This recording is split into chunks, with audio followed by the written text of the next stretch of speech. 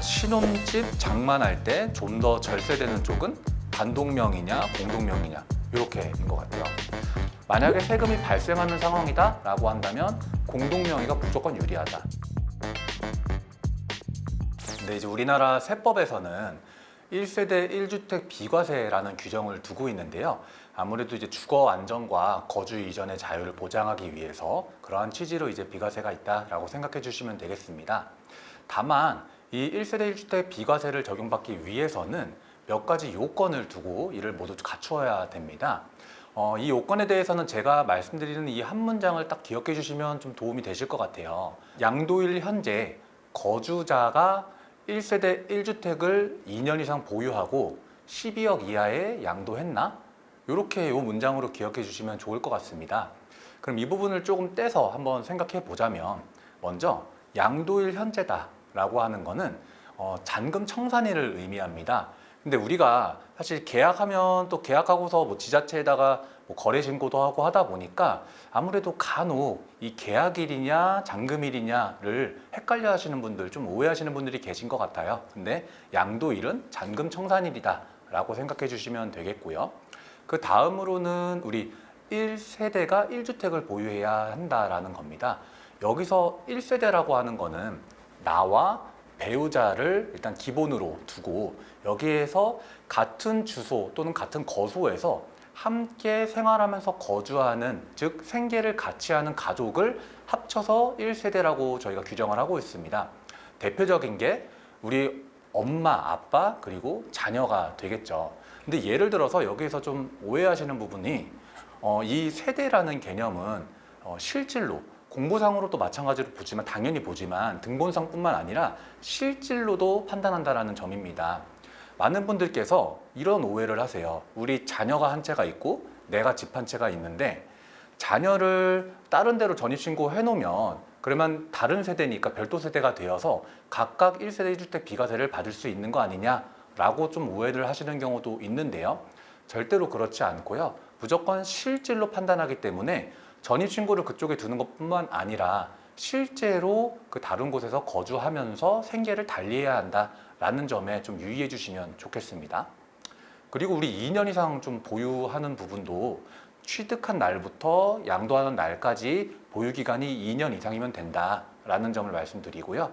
다만 2017년 8월 3일 이후에 조정대상 지역 내에 취득한 주택은 2년 거주 요건이 추가된다라는 점도 좀 유의해 주시면 좋겠습니다. 12억을 초과한다라고 하면 그때는 약간의 양도세가 발생을 해요. 근데 제가 약간의 양도세라고 좀 강조해서 말씀드리는 이유가 바로 이 장기보유 특별공제라는 규정 때문입니다.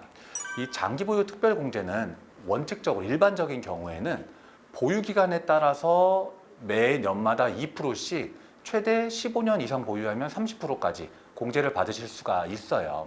예를 들어 양도 차익이 5억이다 라고 하면 여기에 30% 15년 이상 보유했다라고 전제하면 30% 공제하고 남은 3억 5천에 대해서만 양도세 계산이 들어가는 거죠. 근데 이게 1세대 1주택 비과세 적용되는 고가주택이라고 하면 보유기간과 거주기간으로 나눠서 보유기간은 1년마다 4%씩 최대 40%까지, 그다음 거주기간도 1년마다 4%씩 최대 40%까지 총 80%의 장기보유 공제를 최대한으로 받을 수가 있습니다. 그러면 내가 1세대 1주택 고가주택인데 예를 들어서 뭐 10년 이상 보유하고 거주까지 했다. 그리고 양도차익이 뭐 5억이다 라고 하면 이때에는 80% 공제를 받아서 나머지 1억에 대해서만 양도세 계산이 들어가게 되는 거죠. 그러다 보니까 이 1세대 1주택 비과세를 적용받는 고가주택이다 라고 하면 여기에서의 가장의 절세법은 뭐냐? 이 부분은 결국에는 그 집에 가장 오랫동안 거주하셔서 이 장기보유 공제를 최대한 80%까지 받을 수 있게끔 하는 것이 제일 좋은 절세법이겠다라고 말씀드릴 수가 있을 것 같습니다. 이 주택과 관련된 세금에서 아무래도 가장 큰 부분은 양도세예요. 양도세가 가장 크리티컬하고 가장 크다 보니까 여기에 대한 뭐 비과세라던가 감면이라던가 이런 규정들이 많이 있는 편이고, 그리고 실제로 그 양도세 쪽에서의 어떤 절세나 혜택이 많이 주어질 수가 있게 될 거고요. 그 효과도요. 그러다 보니 다른 부분에서는 우리 1주택자분들이 얻을 수 있을 만한 게 크게는 없을 것 같아요. 근데 이제 뭐 한 몇 가지 감면 규정을 그냥 참고차 한번 말씀을 좀 드려보면, 아예 첫 번째 생애 최초로 주택을 취득하는 경우에 12억 이하의 주택을 취득한다라고 하면 취득세를 200만 원까지 감면해주는 이제 생애 최초 주택 구입 시 취득세 감면 규정이 있습니다. 또 하나가 어떤 게 있냐면, 우리 자녀를 출산하고 나서 이 자녀와 함께 거주할 목적으로 출산 이제 이후 5년 내에 12억 이하의 주택을 취득한다라고 하면 이때에도 500만 원까지 취득세 감면을 받으실 수가 있으세요. 그래서 이러한 감면 규정들을 좀 활용해 보는 방법이 있겠다라고 말씀드리고 싶습니다. 2주택, 3주택 보유한 다주택자가 조정 대상 지역 내에 있는 주택을 양도하게 될 경우에는 현재 다주택자 중과세 규정이 적용됩니다. 근데 이 중과세 규정이 적용되게 되면 우선 장기 보유 특별공제를 받을 수가 없게 되고요. 세율이 기본 세율, 우리 원래 알고 있는 6%부터 45%의 이 기본 세율에 2주택자인 경우에는 20%, 3주택 이상자인 경우에는 30% 세율이 가산이 됩니다. 근데 이게 얼마나 무서운 거냐면, 만약에 내가 양도 차익 한 5억 났다라고 하면 절반 이상이 뭐 2억 5천, 2억 7천, 이 절반 넘는 금액이 세금으로 날아가게 되거든요. 그러다 보니까 굉장히 강력하고 무시무시한 규정이다라고 말씀을 드리고 싶은데요. 근데 이제 지금 현재 시점에서 보자라고 하면 사실 조정 대상 지역 내에 있어야 이 중과 규정이 적용이 되는 건데, 조정 지역 내는 지금 현재는 서울의 강남, 서초, 송파, 용산 이렇게 4가지만 남아 있다. 그 외의 지역에 대해서는 이 중과세가 적용될 여지가 없다라는 거. 그리고 또 하나는 이 4개 지역이라고 하더라도 지금 우리나라 이제 시행령에서 내년도 5월 9일까지 매도하는 주택에 대해서는 한시적으로 중과세를 배제해주고 있습니다. 따라서 현 시점에서 이 중과세를 걱정할 필요는 없을 것 같다라는 게 이제 결론이 될 거고요. 1세대 1주택자는 이 중과 규정이 적용될 여지 자체가 없습니다. 그러다 보니까 특별히 어느 지역에 있는 주택을 판다라고 해서 문제가 될 거는 없다.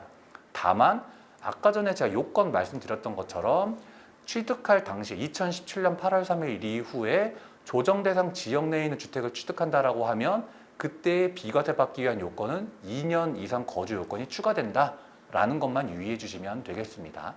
네, 일단 양도세는 내가 양도한 날이 속하는 달의 말일부터 2개월 이내에 신고하고 납부를 해야 됩니다. 만약에 내가 2월, 뭐 예를 들어서 2월 중에 매도를 했다, 2월에 잔금 치렀다라고 한다면 2월 말부터 2개월, 즉 4월 말까지 양도세를 신고 납부를 해야 되는데요. 이제 많은 분들께서 물어봐 주시는 게, 나는 양도 차익이 없는데 손해보고 팔았는데 세금 신고해야 되냐라는 부분입니다.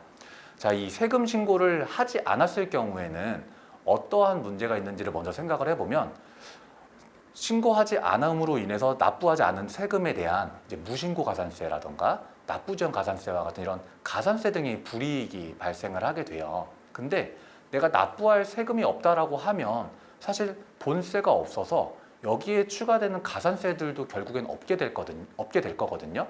그러다 보니까 원칙적으로는 양도일이 속하는 달의 말일부터 2개월 이내에 신고하는 게 맞지만, 즉 이때는 손해를 보더라도 신고하는 것이 맞지만, 안 했을 경우에 가산세와 같은 불이익이 없어서 결과적으로는 안 하더라도 크게 문제가 되지는 않을 것 같다 라고 말씀드릴 수 있을 것 같습니다. 신혼집 장만할 때 좀 더 절세되는 쪽은 단독명의냐 공동명의냐 이렇게인 것 같아요. 아마 많은 분들이 정말 처음 집을 장만하실 때 물어보시는 부분 중 하나인 것 같아요. 근데 대부분 많은 분들께서 잘 알고 계시는 것처럼 공동명의가 일반적인 경우에 거의 다 유리하다, 세금으로 봐도. 근데 세부적으로 제가 좀 세목별로 살펴볼게요. 취득세 같은 경우에는 내가 주택을 취득할 때 그 취득가액에 단일 세율로 적용이 돼요. 뭐 1.1% 아니면 뭐 3.5% 이런 식으로 단일 세율로 적용이 되는 게 거의 대부분입니다. 그러다 보니까 단독 명의로 하냐 공동 명의로 하냐에 따라서 이 취득세 측면에서는 그렇게 크게 세금 차이가 나타나지 않는다. 즉 유불리를 거의 따질 필요가 거의 무의미하다라고 보여지고요. 그 다음으로는 내가 취득해서 보유할 때 종부세를 생각을 해보자면, 종부세 같은 경우에는 기본적으로 1인당 9억 원의 공제가 적용이 돼요. 그리고 1세대 1주택자라고 하면 12억의 공제가 들어가거든요. 근데 집 한 채를 공동명의로 가지고 있게 된다라고 하면 9억 원이 아니라 각각 9억 원씩 해서 18억까지 공제를 받을 수가 있습니다.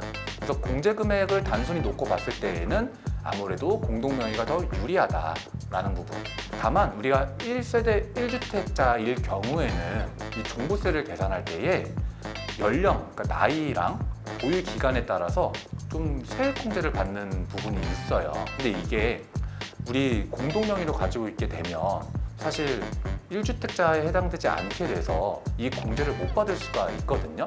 그래서 과거에는 보다 보면 이 보유기간 공제와 이 보유 공제와 연령 공제 때문에 오히려 공동명의보다 1세대 1주택자로 혼자 가지고 있는 게 더 유리한 경우가 발생하는 거예요. 그래서 여기에서 약간 불리할 수가 있었는데 현재 세법에서는 1세대 1주택자가 공동명의로 가지고 있는 부부 공동명의로 가지고 있는 경우에는 방금 말씀드렸던 단독명의와 공동명의 중에 유리한 쪽을 선택할 수 있게끔 해줬습니다.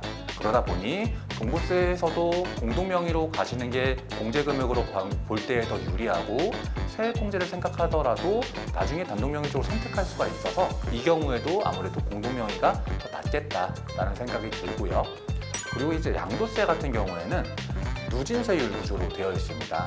누진세율 구조라고 하면 최저 6%부터 최대한 45%까지 각 구간별로 양도 차익을 쌓아 올리는 거거든요.